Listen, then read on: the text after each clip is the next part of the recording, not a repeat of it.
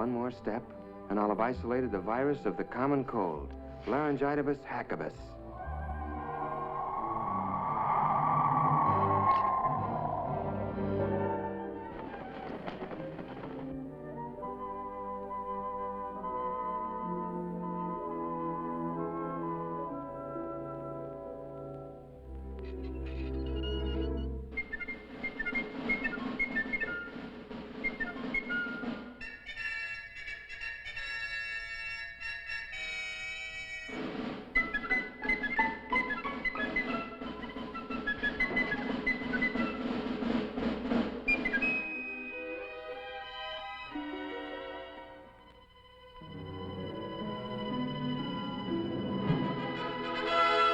Elodium Fosdex, check. Anti-proton ballast, check. Prepare afterburners for blast-off.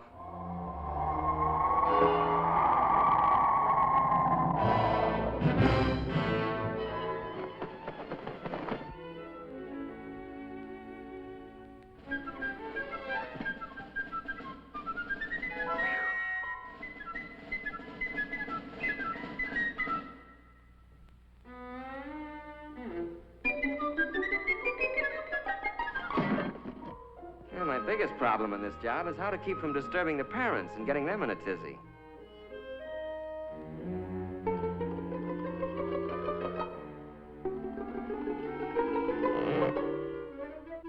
Rock-a-bye doggy in the treetop, when the wind blows, the cradle will rock.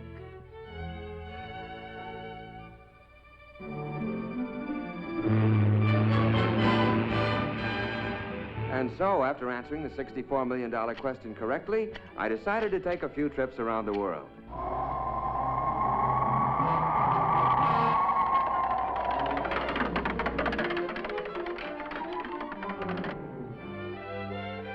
About time we threw a little light on the subject.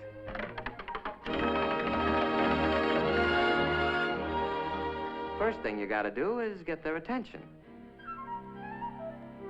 Comfy? Have I got your attention? Okay, let's straighten out a few facts about you and the Army. Now then. Excuse me just a minute. Rock-a-bye doggy in the treetop, when the wind blows, the cradle will rock. You know, Ralphie, it's a funny thing, but every high school senior I've ever known thinks that when he gets into the service, all his buddies will look like a bunch of lower Slobodians. Of course, there's always one exception. You. Actually, they're going to be pretty much like the guys you're graduating with.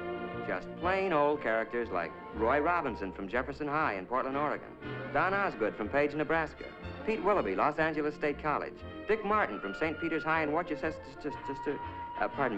Worcester, Massachusetts. Oh, well. Nice guys who wash their teeth every day, get their hair cut regular, well, fairly regular. Just a neck trim, please. Yes, sir. Just a neck trim. Well, what do you know? There was a human being under that pelt after all. Another interesting idea held by a lot of otherwise bright high school seniors is that the Army has all the right size clothing, but that it's mainly interested in getting it on all the wrong size people. Well, nice comic book stuff. But actually, the Army's no more interested in putting you into the wrong-sized uniform than your football coach would be. And for the same reasons. It's not necessary, it's inefficient, and it's just plain sloppy.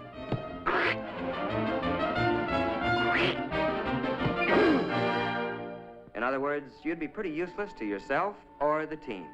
You know, according to some comic strip artists, our friend here, is the kind of non-com you find in the Army.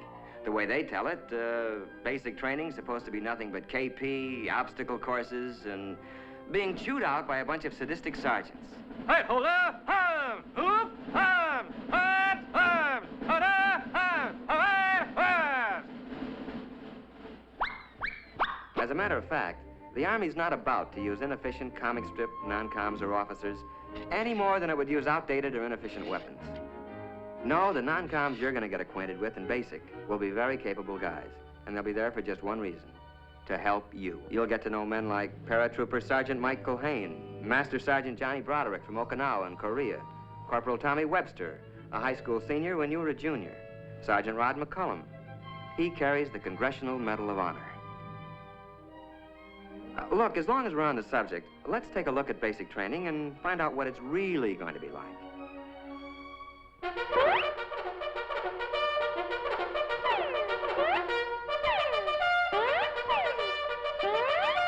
Well, you're going to learn a few things at basic. Useful things, like how to handle weapons safely and effectively.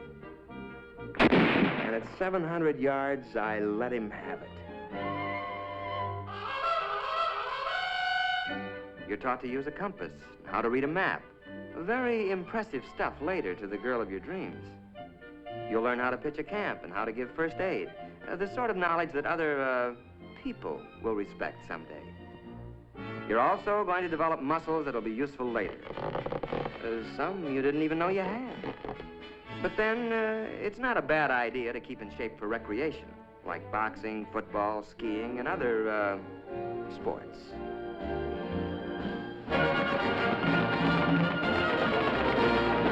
You're going to learn to snap a salute to all officers. Now, where'd that custom come from? Well, the way I heard it, the only way one knight could recognize another knight under those cast-iron tuxedos was to lift his visor. It's a sort of hello among military men. Then one day, you're going to suddenly realize that you're beginning to look like and act like a soldier or a man. And you'll be surprised to find that you're very proud to be serving your country in the United States Army. A short intermission. Rock-a-bye doggy in the treetop. When the wind blows, the cradle will rock. Okay, basics finished. Now what? Well, according to some comic strips, more endless months of KP, policing some forgotten post, and learning how to artistically goof off. But mainly, the rest of your Army career is supposed to be spent doing anything you're most unfit for. Humorous stuff, no doubt, but not good sense. Actually, the Army wants to send you where you'll be most useful and where you can serve the best. Where this will be is determined to a great extent by those interviews and aptitude tests you took in your first days as a recruit. So the chances are that... But wait, just a minute. Maybe you'd like to know before you start how you're going to spend your Army career. Maybe you'd like to choose the training you want and not leave it up to chance. If so, then the Army has a special deal you'll want to hear about. It's called Reserved for You. And in it, you pick the job training you want before you enlist.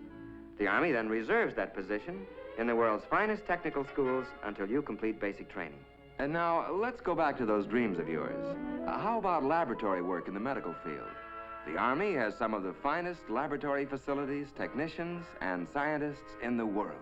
Well, that's just one of 127 courses offered by the Army. How about that dream of working with rockets or atomic power? How about guided missiles? You choose it, the Army's got it. And the only ticket you need to this program is one high school diploma. Sound good? Well, I can make it sound better. The whole deal is guaranteed by this letter, written to you by the Adjutant General of the United States Army. You don't sign anything until that letter is firmly in your hands. Fair enough? Let's see, adventure? Pick your branch. How about a real elite outfit? Armor. Tank Commander Phillips. Not bad. Travel? Man, you do ask the nicest questions. This is Paris, and it's no dream. It's solid, and it's yours. Ralph Phillips, USA. Sound pretty choice? Your local recruiter can fill in all the details. Today, if you like. But remember that you're going to look a lot bigger to the Army with that high school diploma under your arm. Oh, quick warning, though, Ralphie. You can only grab one of these special deals before you receive your induction notice. So why not call on the Army before the Army calls on you?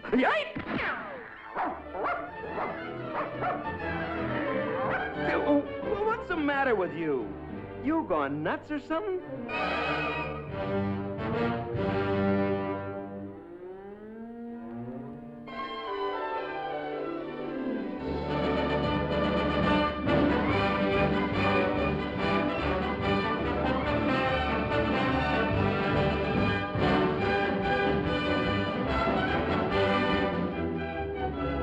Remember, it's reserved for you.